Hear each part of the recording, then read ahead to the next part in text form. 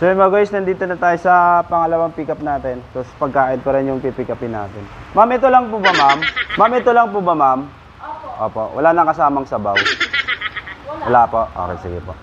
Ayun lang mga guys, ito lang mga guys, pick up natin. Ma'am, thank you ma'am.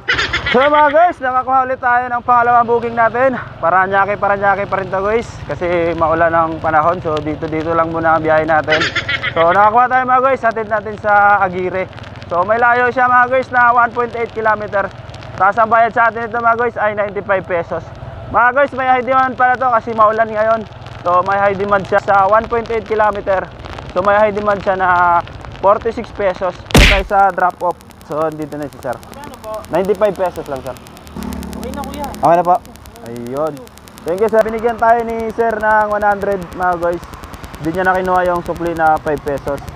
Okay, maraming salamat mga guys.